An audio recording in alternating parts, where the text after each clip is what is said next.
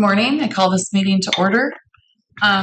Before we start, I want to reiterate the statement I made prior to the last meeting, that I'd just like to take a moment to reaffirm our shared commitment to the ethical standards that guide the operation of this authority.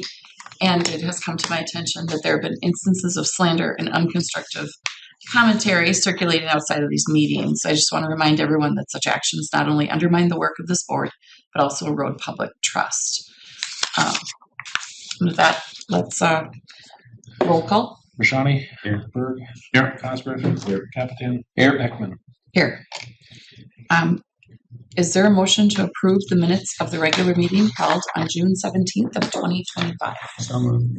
Second. Roll call. Rashani. Yes. Berg. Aye. Cosgrove. Aye. Capitan. Aye. Ekman. Mr. Strand, did you want to make a comment? No. I'm just thinking. Okay. That's dangerous. Waking up. Let's see. Is there a motion to approve the consent agenda or the order? I'm sorry, approve the order of the agenda for today? So moved. Second. Roll call. Rashani. Yes. Berg. Aye. Cosgrove. Aye. Capitan. Aye. Would anybody, is there any concern or is there any request to move any of the items from the consent agenda to the regular agenda? Okay. Is there a motion to approve the consent agenda? So moved. Second. Roll call. Rashani. Yes. Berg. Aye. Cosgrove. Aye. Capitan. Aye. Aye. Is there any discussion on any of the items on the consent agenda?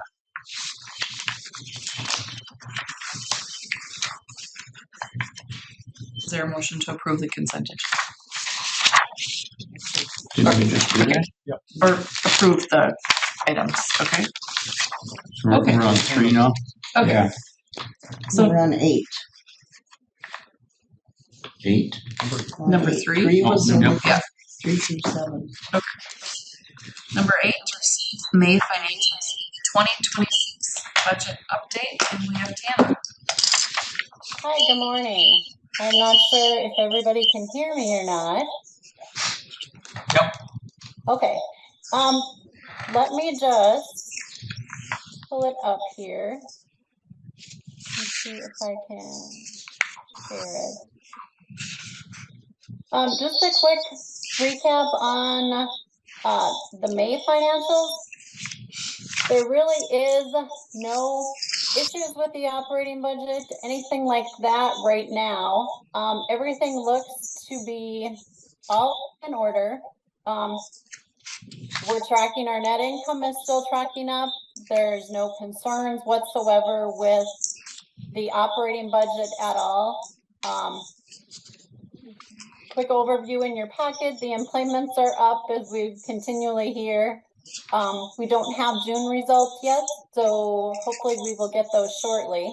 But May, so we've had 14 months of high employment. Nothing's coming through on your screen. It says I'm sharing. Yeah, we can see your screen, but it's not what you want. Just says You just go one over There you there. go. There you go. Are you seeing it now? make it a little larger, please. Yep, that's good. All right. So the employments show that we're still up for 14 consecutive months. The parking statistics I put in there every month, we know that. So we're still lower than budget. I put in the terminal funding summary. We are still tracking. I guess there's no surprises there. We're still tracking right where we should as far as all of our project recaps. We still have our pending grants that are out there. So there's no changes in that since last month. So there's really no big excitement for the month of May or June. Our projects are all tracking as they should, I guess, and we'll maybe get some terminal updates as well. Our parking is still tracking right. as should, so no surprises there. Cash balances, the rest is just what's in your packet. There are, like I said, absolutely no surprises. All of the operating budget is sitting great. Capital projects are sitting great. We're continuing to update them. So there's no concerns at all there. But as we go into the budget one, you guys we did the whole budget presentation last month. I'm not going to go into a budget presentation again this month. However, you do have it in your packet. And there were just a few expenses that we changed.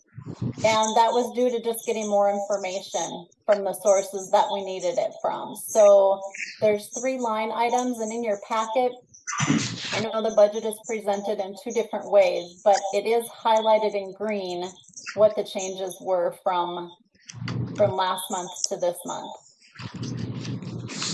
The only thing, so most of those changes were in the operating account. The things we changed in the capital account were we got some updated property tax values from Susan at the city. So we changed those. I think they were like 1.68. We changed them to 1.739. So we updated the property taxes in there as well.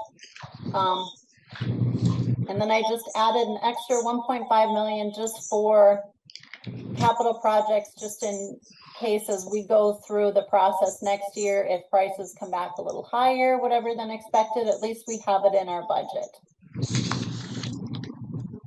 So right now, those are the only major changes, unless you guys have any questions or changes you are requesting with the budget.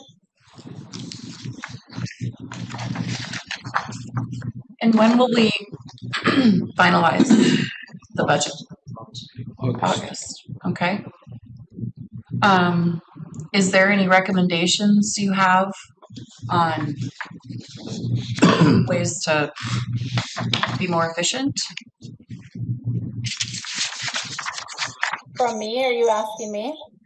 Is there any comments or any discussion?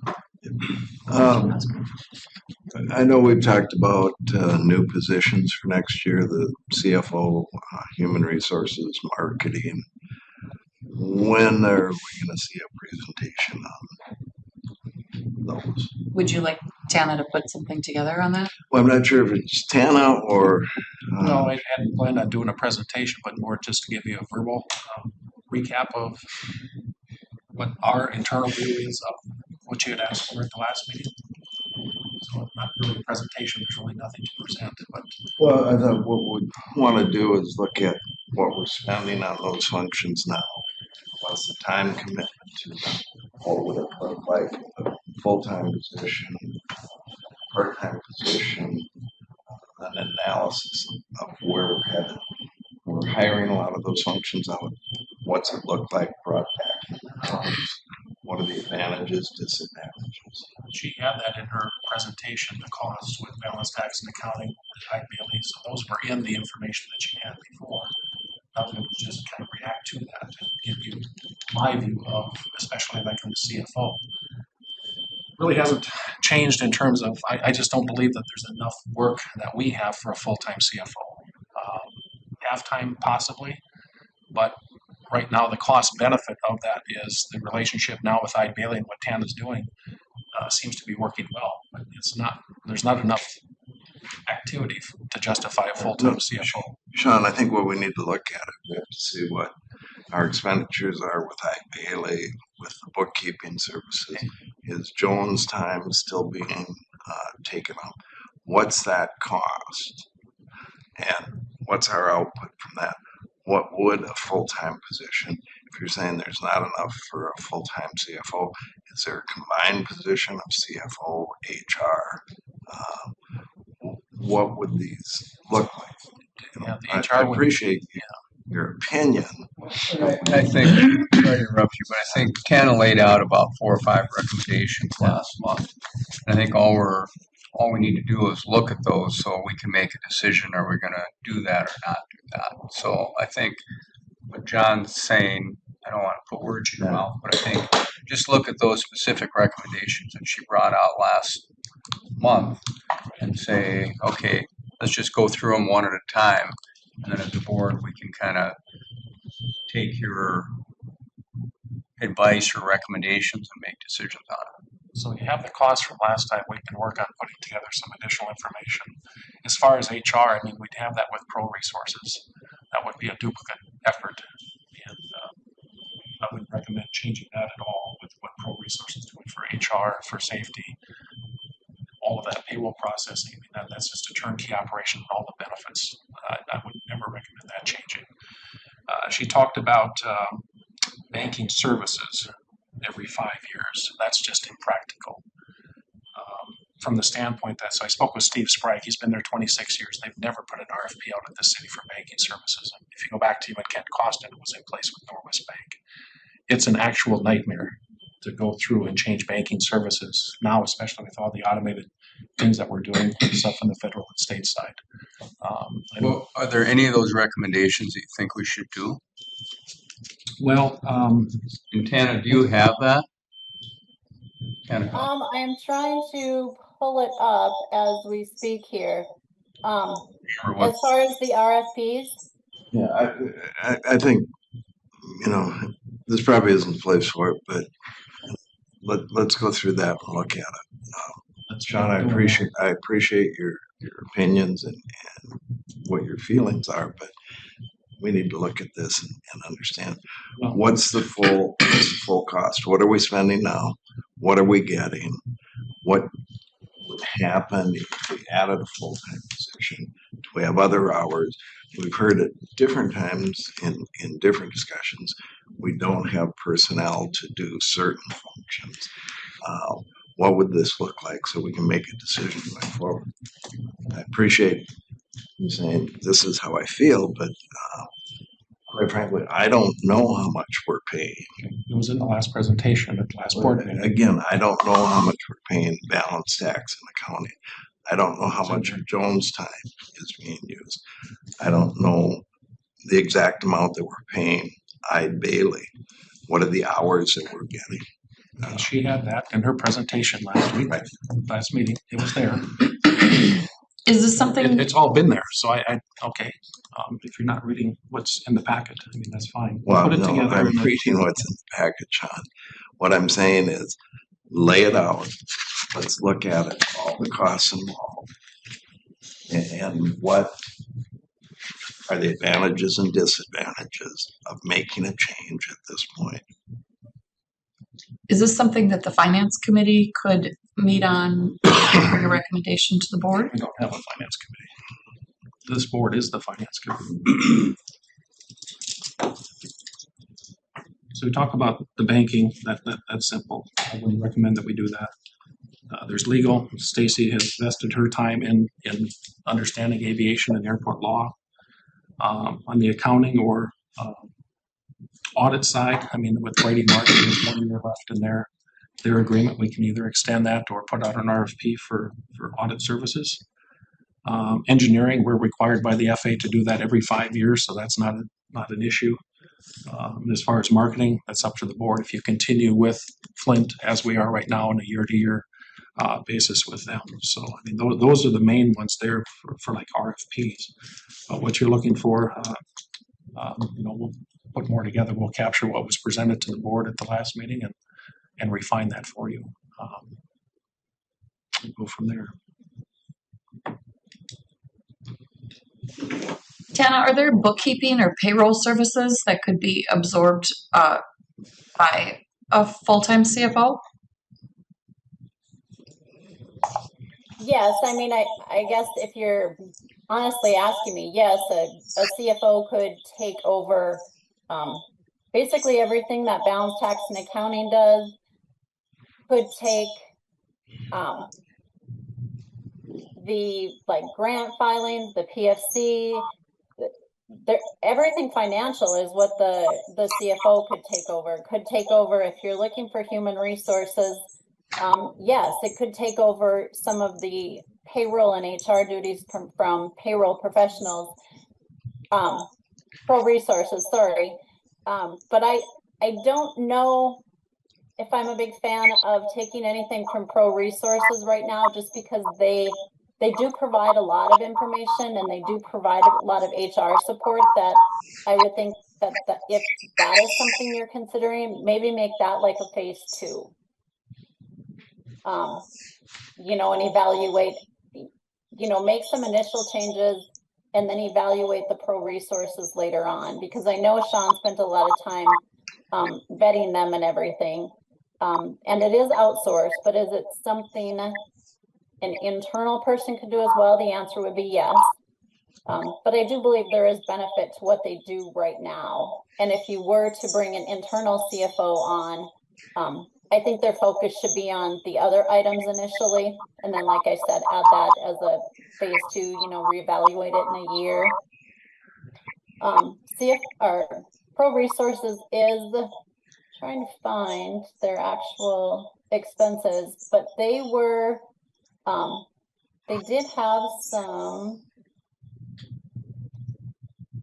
higher costs, I know. Let's see here. Let's see. I don't know if I have the Pro Resources one in here, but Sean, do you remember offhand what the Pro Resources is? The cost, Yeah. the 60,000 range, I think, for both. Okay. But that's everything. That's HR. That's safety training. That's all the filings, Mm-hmm. assessing. That's filing all the reports. They take all the liability for that. Right. So they do all the payroll. They do all the payroll reporting, the quarterly filings, the W-2s, all of the HR, all of the benefits, registrations and stuff. So I do believe it could be brought internally, but not right away. Tana, just a question for curiosity's sake. I know that you used to be the CFO at Grand Forks. How many hours a week did you work there? I was there 40. Okay. Do you see other duties that are currently being outsourced that could be under the umbrella of a CFO? If you're asking me in my opinion, when I was at Grand Forks, we used payroll professionals for their payroll software, but I did their payroll and all of the filings and all of the W-2s and the human resources and the new hires and the open enrollment and the bi-weekly payroll. I also did all of the grant submissions for the state, federal reimbursements, the grant trackings, working with the auditors, the capital budgeting, capital forecasts, all of the budgets, project tracking, bank reconciliations, credit card reconciliations, approved the accounts payable, paid the invoices. We did all of that, but we did, you know, have an assistant who would input the invoices just so when we had the audit, we had the, you know, not one person was doing everything. Thank you. Mr. Burke? Well, Madam Chairman, I think without continuing down a lot of different trails here, I mean, again, we haven't fully adopted our governance, but we've got a bunch of recommendations that were thrown out last month. I think it's really, from a staff standpoint, to go through those recommendations and then come back to the board and say, you know, here's recommendations we agree with, here's recommendations we don't agree with, and that rationale, just so we know that we've addressed those. And so I think if you know, again, if the staff's reviewed all those and doesn't see any that we should do, then I think you just need to say that. That's what I've done. Okay, so you don't think we should do any of those recommendations? The CFO thing, if it's halftime, maybe to start with, that's certainly something to take a look at. But changing from Pro Resources, no. Changing legal, changing banking services, engineering is automatic. I think it would be helpful for us to have something kind of written down addressing those so we can look at them, so we're not just talking. So I think going through those recommendations and responding on why we shouldn't do those would be helpful. and then we can go from there. Okay. Tana, do you have anything else on the, or is there a motion to receive the May financials and 2026 budget update, or is there any more discussion? I'd move we receive it. You need a motion for that? Yes. Yes. Second. Roll call. Rashani? Yes. Bird? Aye. Osgood? Aye. Yapatan? Aye. Thank you, Tana. Thank Number is receive update from TL Stroh Architects on the parking structure and the shuttle lane in Skyway. It's online. Hey everyone, can you hear me okay? Yep. So we're doing well on the parking ramp. We're doing some top coatings we started at the top floor and they're coming down there on the second floor already. A really good thing is Flash Parking is installing their equipment this week, and I'm sure that'll take maybe longer than a week, but we got Flash on site, which is always a good thing. Permanent power to the building is turned on. We're striping the parking spots. The east concrete is done now, so south concrete for tomorrow, that would be outside the facility. Starting west site work on this Wednesday. The shuttle lane is we started utilities this week. We're grading next week. We're going to be pouring some concrete on the north side on the week of the 14th. So we're doing really well. We're tracking right now to be the parking ramp, at least obviously the top 3 floors to be open on August 1st. So I'm assuming it could be a day either way or two. But to go back to Mr. Cosgriff's question last month, yeah, we'll be able to park in the parking lot for the grand opening, so that'll be fun. Otherwise, things are going well. We're preparing for.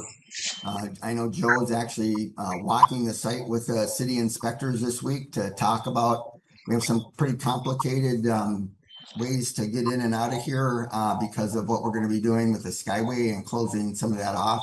So he's double checking with the city of Fargo to make sure that we have our exiting the way they would like to see it. So.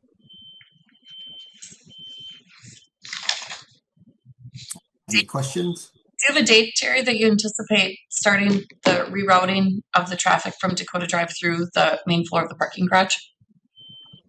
You know, I think I'd defer to Joe at McGuffin if he's there. Yep, he said August 1, so thank you. I'm guessing it'll be shortly after we start using the ramp, Paula. I'm almost positive, so.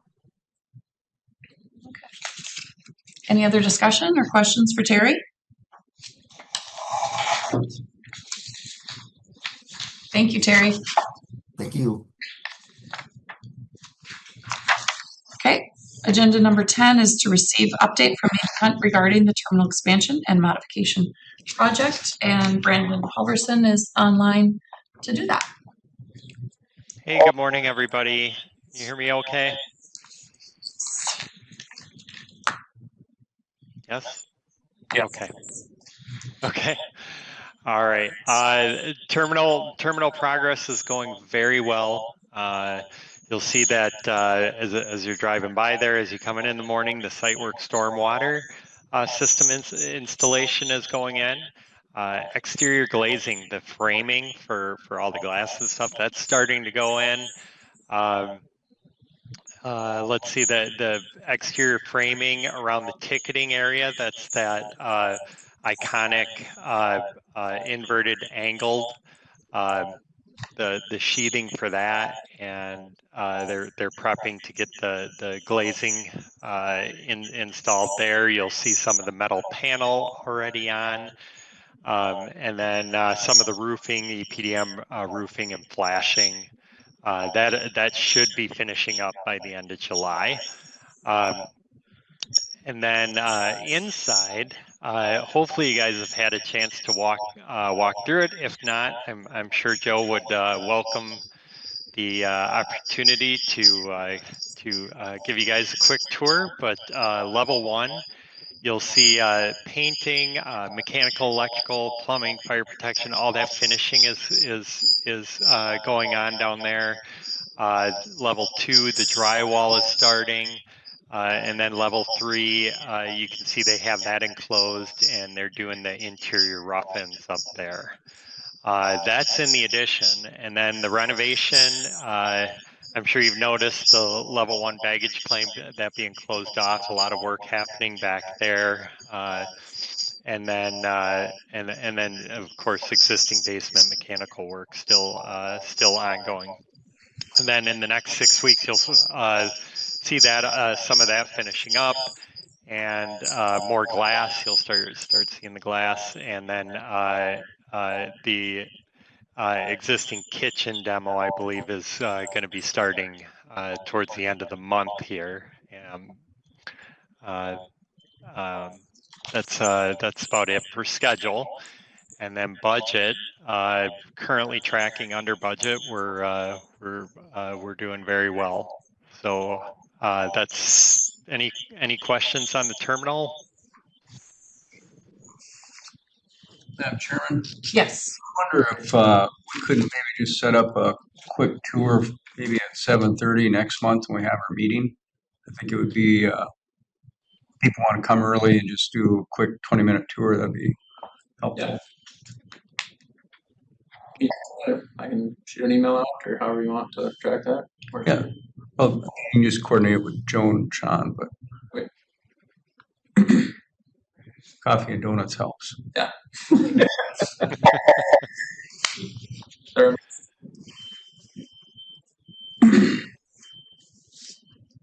And then, Brandon, are you coming to Fargo on July 15th? Yes, I am. Surprise visit. Yeah, we have a meeting in the morning to talk about signage, but I'll also be touring the site at that time.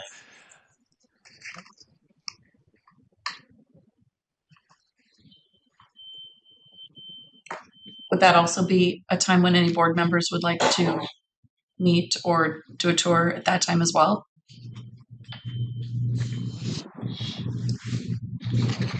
On July July 15th? I'll be in Philadelphia at the county Okay.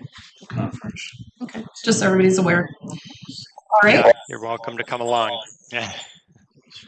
Okay. Is there any more discussion on the update from Brandon? Okay. Number 11, continue discussion regarding overflow parking lot constructed in 2024. Jeff Klein. All right. I'll make this real quick here. So we have our temporary parking lot down south of the fuel farm. I had gone back and done a cost estimate we have to put in a stormwater detention pond, surface pond. And I had worked up a cost estimate of right around $400,000 to put that in. That cost would also include the $114,000 owed to KPH for this, basically the salvage value of the aggregate that's there. So there's that, and then it would probably be another $250,000 just to put the final lift of asphalt on the parking lot if you chose to do that right now. You wouldn't necessarily have to. You would need to do the stormwater detention pond, but you know, I guess the option would exist. You could, you know, delay that final lift of asphalt and maybe include it in a larger parking lot project down the road. So completely up to the airport authority. So what is? Yeah. Well, I guess my question was, when we have the parking ramp completed, yeah, we should no longer need that overflow parking, correct? Short term. It's that was the original intention, yes. I mean, that might be a question for SP Plus, because obviously we're not going to use it for 5 years. I think delaying putting the asphalt down would give us more longevity and use of it. Right. Range recommendation was to keep the lot What's that? Greg's recommendation a couple meetings ago was to keep the lot Right. for that March time frame. And then we also would need some space probably for car rentals as well. So there is a use for the lot. Maybe not at full capacity, but we could use the hard surface pavement. But I'd recommend that you do move forward with the stormwater retention pond. And we can do the final lift at a later date. D. I can make a motion to go with the stormwater retention pond, but hold off on the final surfacing. And Second. Mr. Cosgrove, more discussion? What's the total cost of this lot? I don't recall the construction cost offhand. It's $740. Is that what it was? Yeah, So- just under 800. So with all these modifications and everything, it's, how much are we paying this lot? Well, it'd be the 740, plus the 400 plus the 250.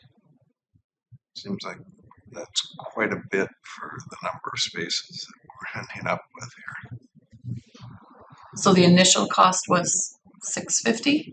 The Initial cost was just under 800. Okay. And what is the deadline for the city on transitioning this to a permanent lot? I don't know if there's a deadline. It's just, the initial understanding with them was just, like for a year, since, it's a temporary lot, you can go in with all this detention. So I think you'd want to get it done this year. So to be, compliant with their stormwater runoff regulations. Mr. Cosgrove? Going back again, the total cost was 8, what are you saying, 8? And then we were gonna get 100,000 rebated back for materials, so it was 7. It's the opposite. The opposite.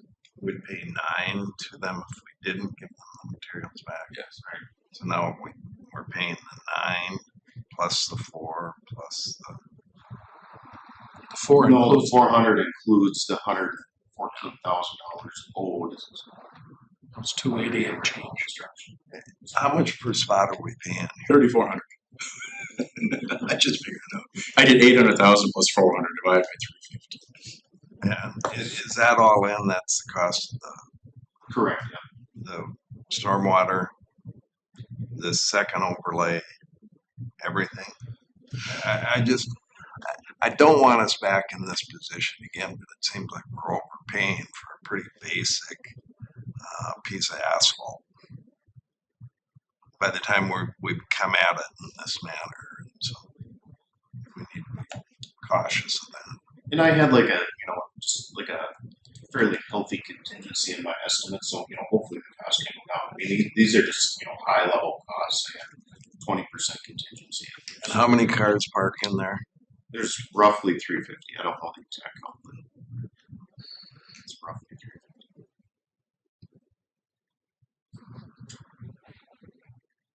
There is a motion and second on the table. Any more discussion? Do you want to restate the motion, Joan? Approve the stormwater detention pond and then delay the asphalt, the second asphalt. Okay, roll call. Shawnee? Yes. Bird? Aye. Cosgrove? Aye. Napatan? Aye. Aye. Okay, number 12 is to receive and approve the agreements with Uber and Lyft, and we are going to table that until if those contracts are not quite done. I think the holiday impacted that. I do have a question though, Sean and Stacy. Is there a way to get that done quicker so that we can start generating revenue instead of waiting a full month? Possibly. I mean, if they come to terms, we could do a special meeting to approve it if you want. The goal was to have it in place by August 1st.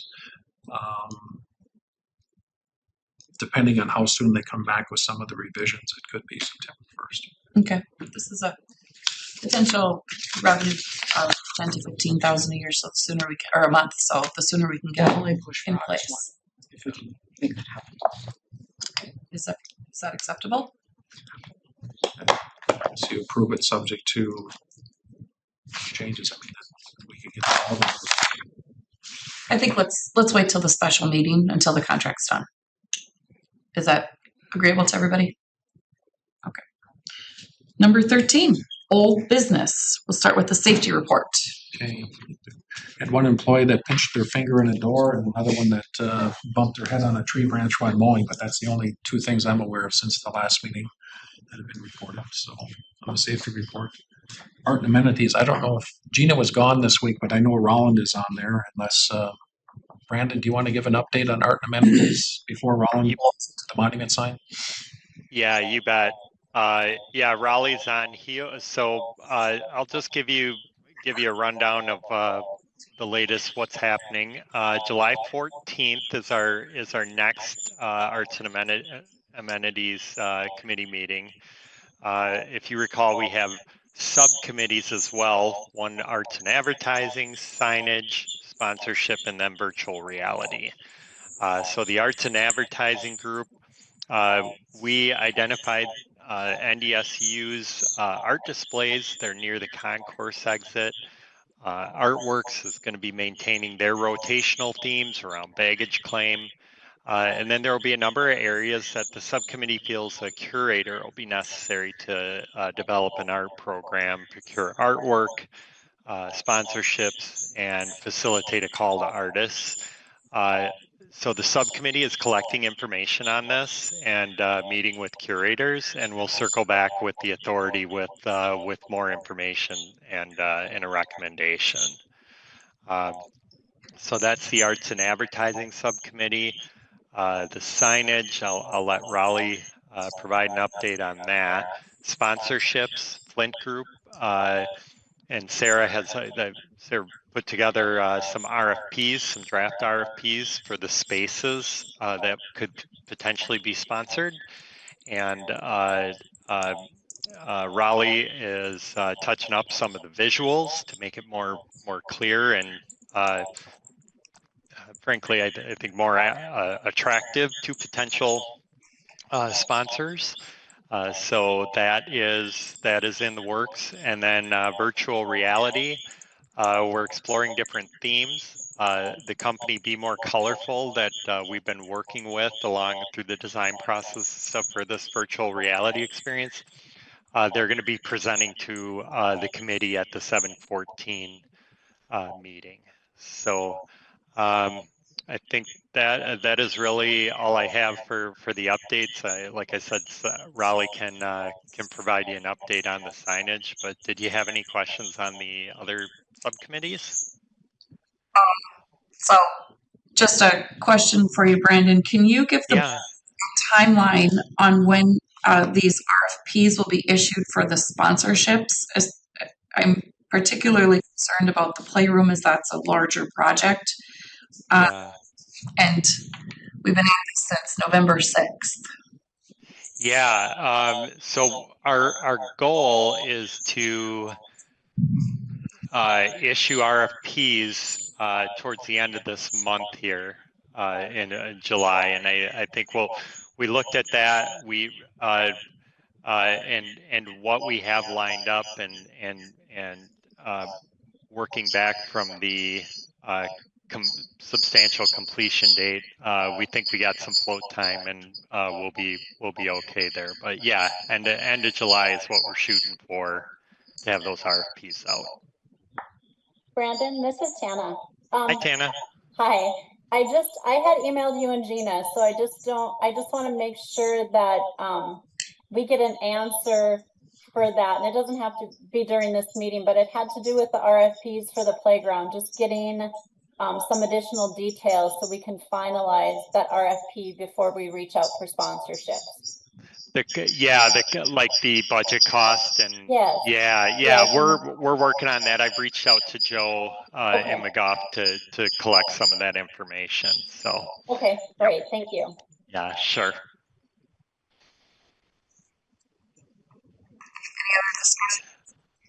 Okay, can I hand it over to Raleigh then to talk signage?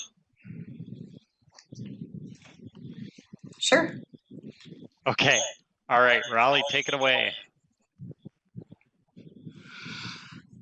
So hopefully everybody can, excuse me, see the slide up in front of them.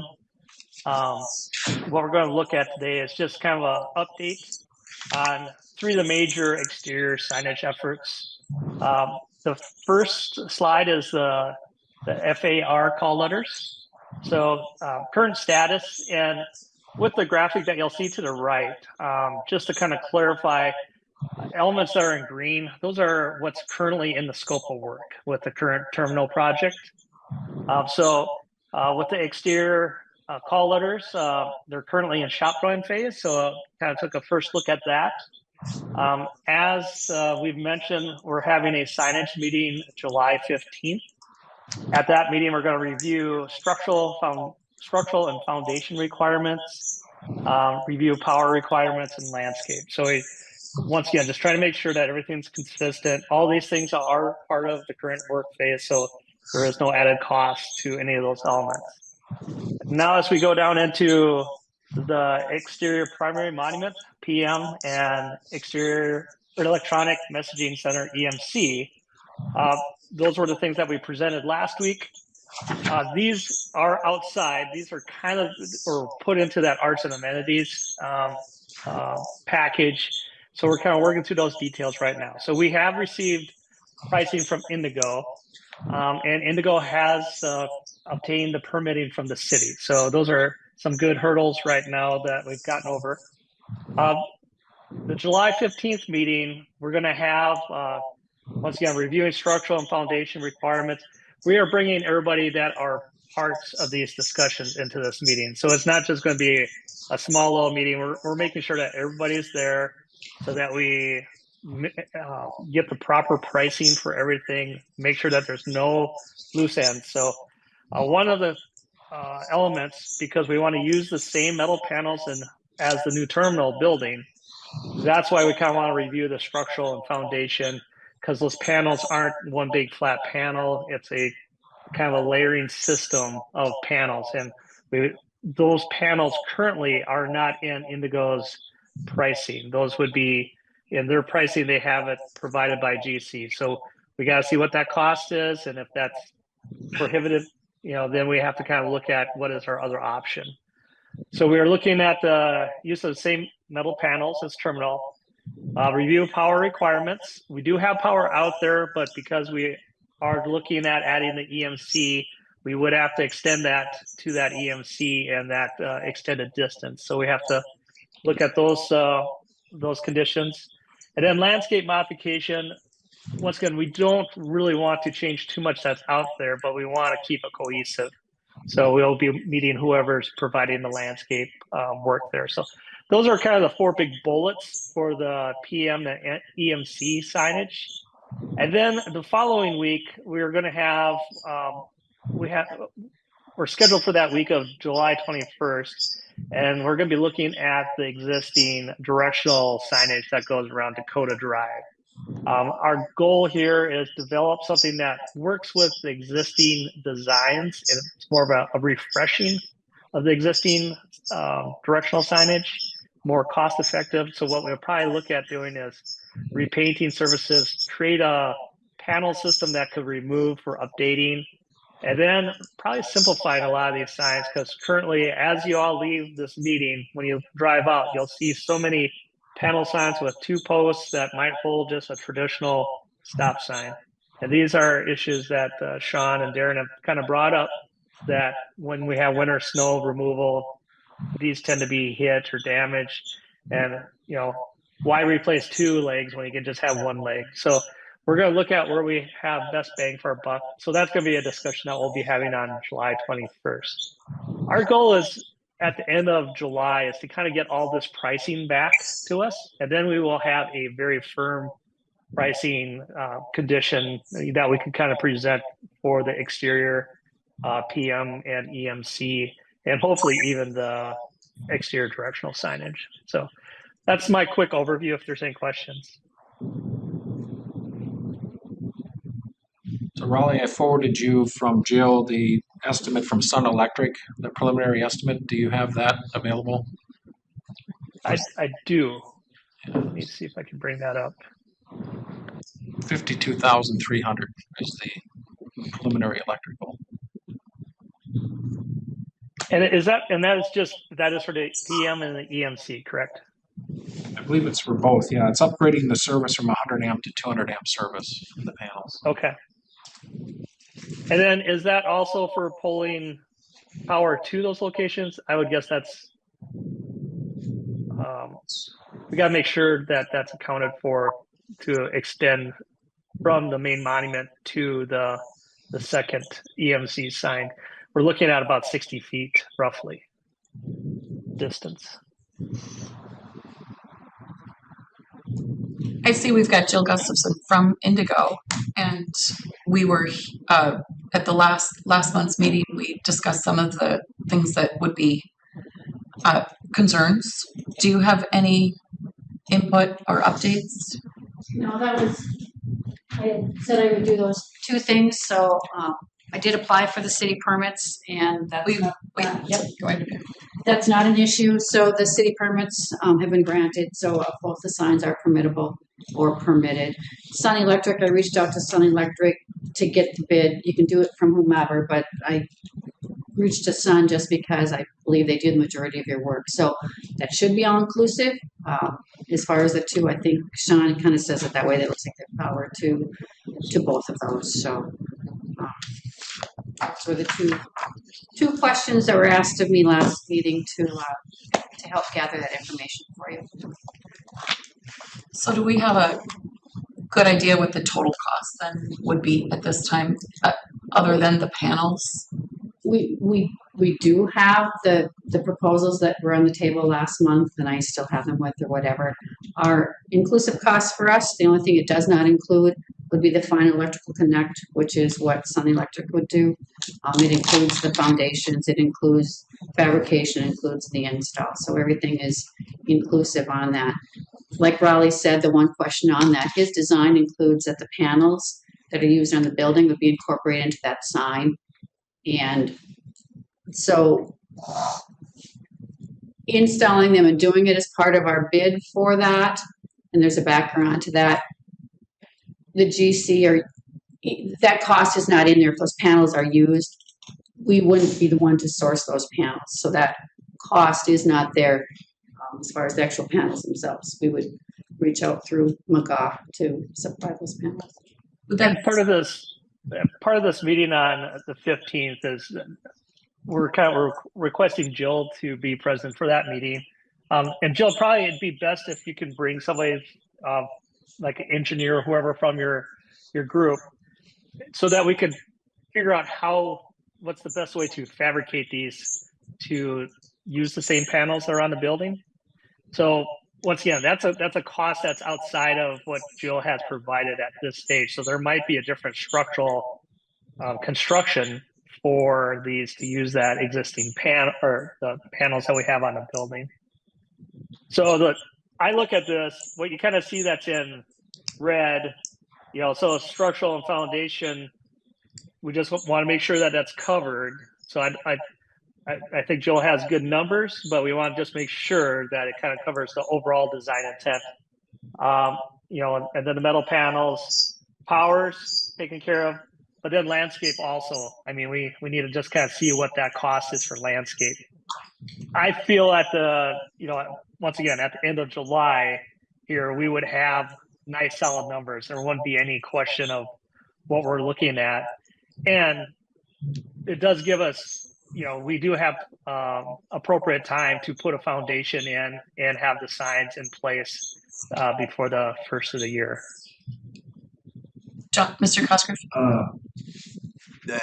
I'm just concerned here that we aren't chasing the same panels as on the terminal on a sign that's a half-mile away, and just would want to make sure that the cost factor doesn't get crazy trying to fabricate these panels into the sign when we could get a very similar look, though not exact. So I just, as I hear what's going on here, I'm concerned of the cost, and I don't know that it's going to be noticed given the distance from the terminal.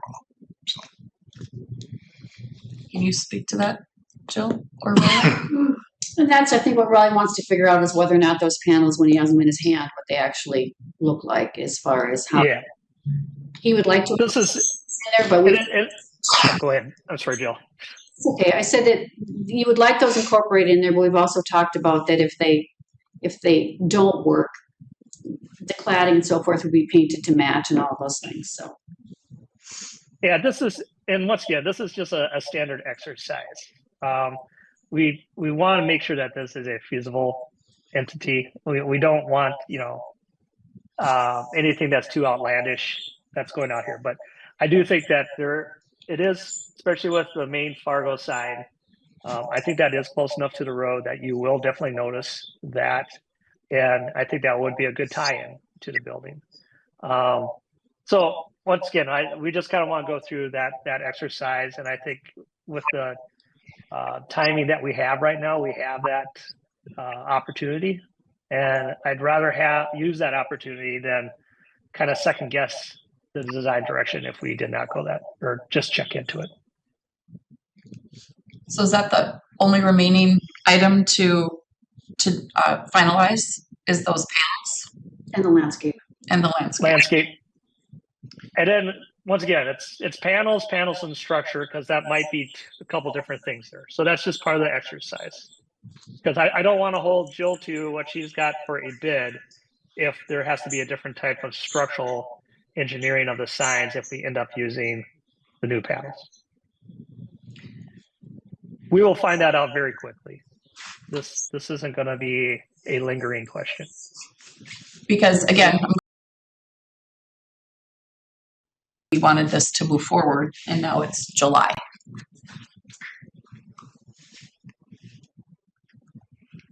So we'll meet next week, and those answers will all be done. Raleigh will get a look at those as well, and the cost of those. Raleigh, are you getting a cost on those panels, or Joe, is that something that you can help us with? Yes.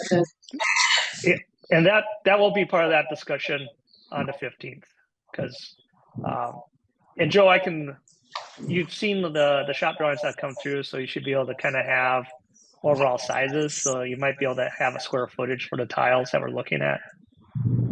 Yep. So just to clarify, the top exterior IATA coat sculpture letters, those have already been approved. Yes. And are currently in McGough's budget. And yes, the exterior primary monument and electronic signs, the PM and the EMC, both need approval by the board. Correct. The exterior entry drive directional signage already in the budget? That's part of the arts and amenities, so I believe that's also something that would need to be approved by the board. So that would be Brandon could correct me on that. Yeah, no, you're correct, Raleigh. We're part of this exercise for the exterior entry drive directional signage, coming up with a plan, and that's what the July 21st discussion is, to talk about the scope, much as Raleigh described, and come up with a budget to do that. So currently, all of this work is not in the budget and has not been approved yet, correct? Correct. Okay.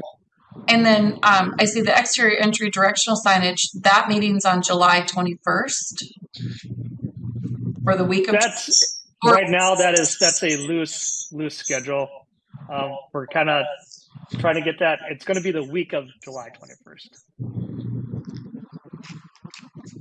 So Raleigh, on the July 15th meeting, we're not talking about all of the exterior signage?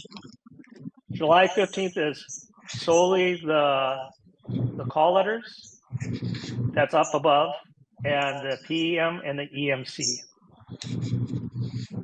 Do you think it would be more efficient to have both of those items discussed at the same meeting, since it's all exterior signage? The unfortunate thing is that July 24th, that has our other person that's working with the arts and amenities, Mark Sawyer. He is unable to do the July 15th.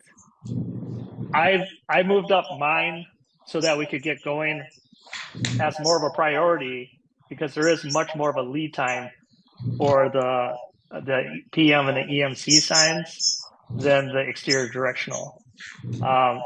Those are a quicker turnaround.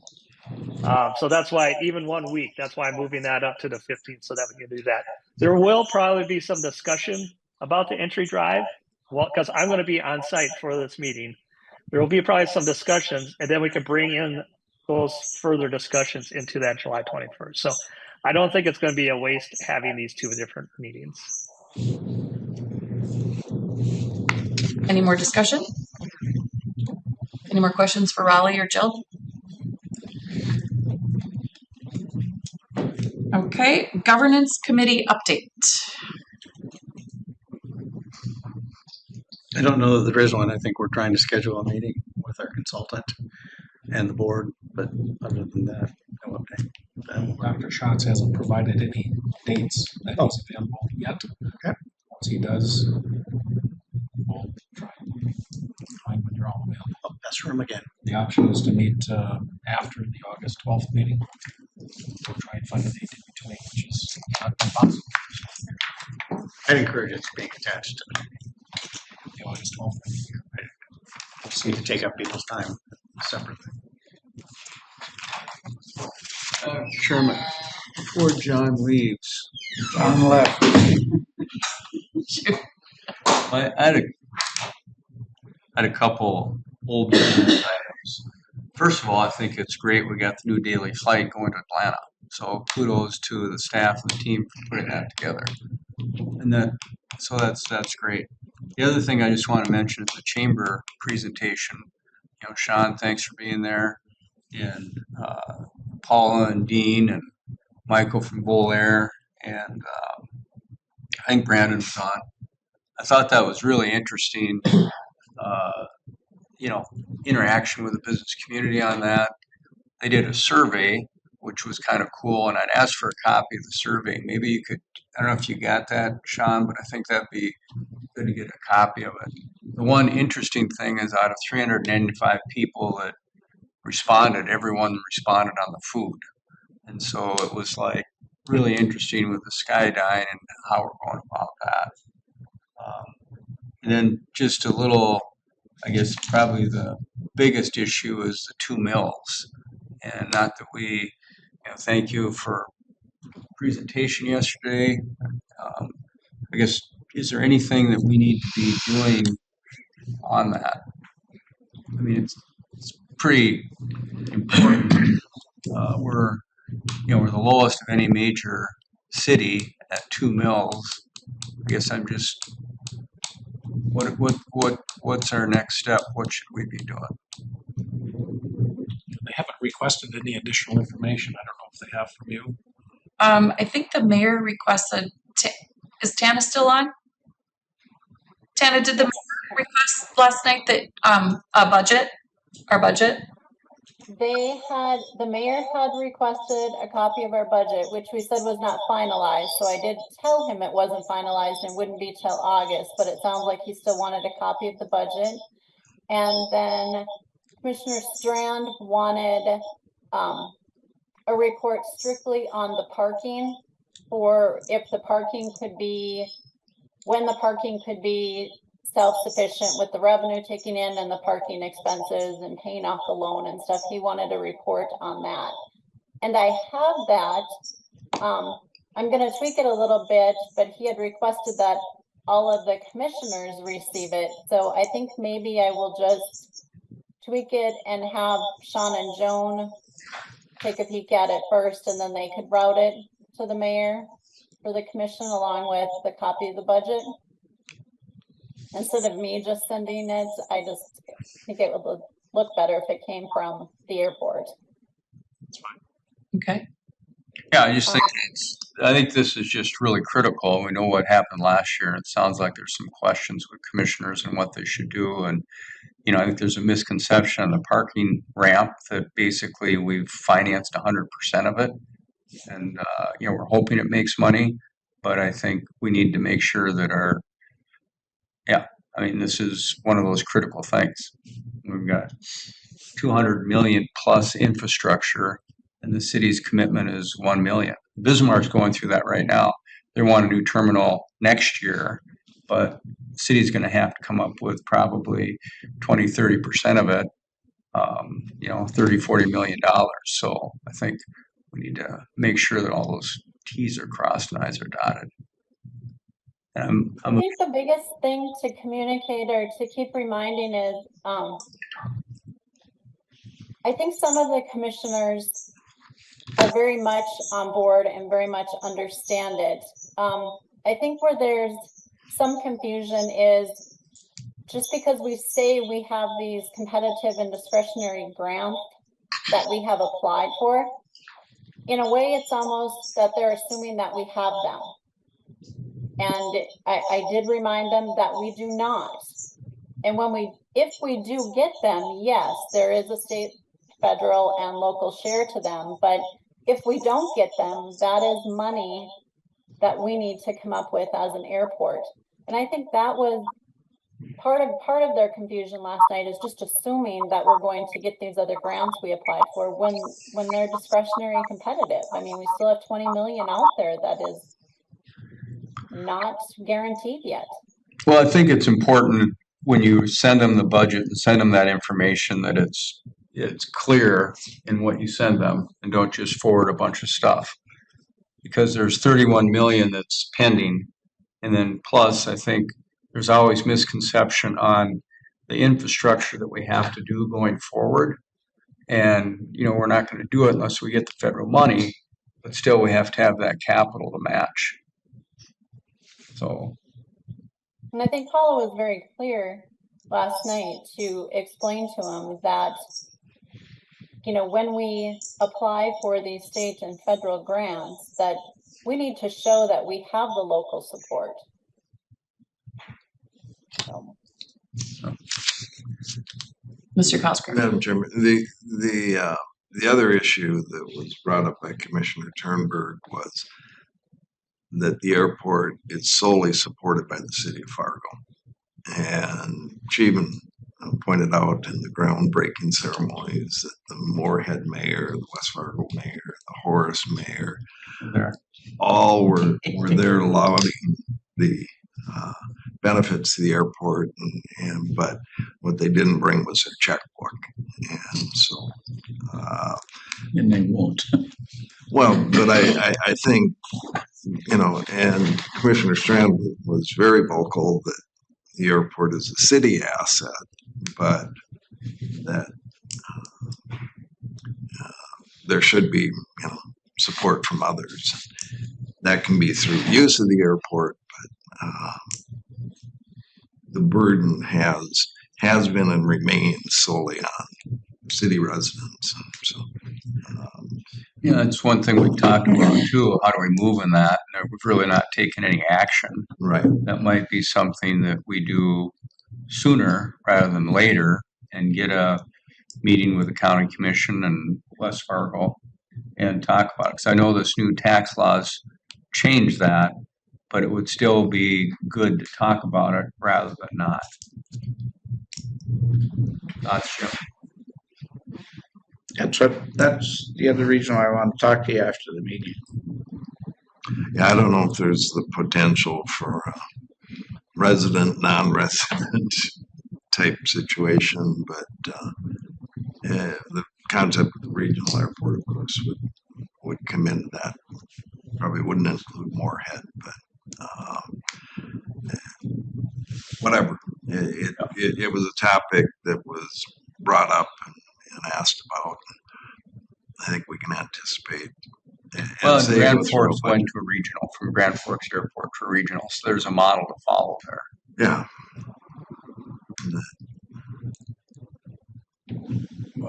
Thank you for bringing that up. Any other discussion? Really, just to piggyback on what Rick said about the chamber business thing. So John Deere invited me out to present to their employees later this month on air service and answer questions there. So I'll be out there at the end of the month to chat with them.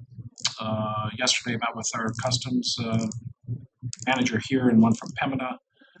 Year to date, I think it's through June, if not through May, we're 20 fewer international clearances as compared to the previous time period, whether it was through June or May. He wasn't clear on that, but we're down 20 international flights, probably just mostly because of the lack of Canadian traffic coming in right now. But Europe traffic is up significantly from that. So John DeCoster is either finished or near finishing the Sioux Falls airline agreement, so he'll start working on ours. We had some communications this morning. Tana and I will be working with John to build the airline agreement with our carriers. Hopefully it'll be a fairly simple process since they already have come to terms in Sioux Falls. It's a very, very similar agreement that he uses with the others, and I think he's starting with Bismarck as well to do something out there. And Tom and I think Tom is on here, but Tom and I were invited to meet with some FA staff in DC on July 16th to review our projects that are being considered for discretionary grants. So a couple of us will be going out to, Tom and I will be going out to update them on our projects so that they can evaluate for discretionary grant consideration. Don't have our June numbers yet, but things are looking good so far. Factors from Allegiant and American, I don't think helped itself, but that's all I have. I have one more. Oh, let's see. We also we have the under old business before we get to the public comment period. I just wanted to light a fire into the governance committee.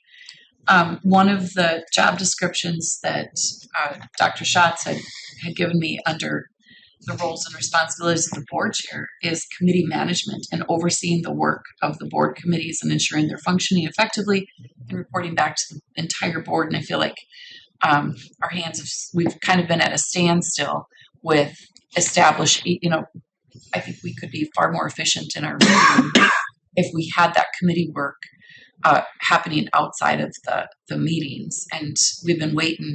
I mean, we've been working on this governance thing for, it seems like, close to a year. I think where we're at, just kind of tying that, is that the last piece of it is really setting our short and long-term goals. And that's really going to require us to take some time and look at them and agree to those. So that's the final piece. Until we know where we're going, it's hard for us to know what committees are in function. So I keep giving the governance committee a hard time, especially the chairman. Mr. Chairman. What'd you say, Mr. Chairman? Well, that's We'll get some more dates from Dr. Schatz when he's available. Dean's point, we'll try and meet after the board meeting on August 12th. Okay. We just have to keep trying to hit our make more progress on a lot of deadlines that just seem to be take a lot longer than I like to see. So, and now, of course, we have the public comment period regarding topics discussed today or from the previous meeting on June 17th of 2025. Any public comments?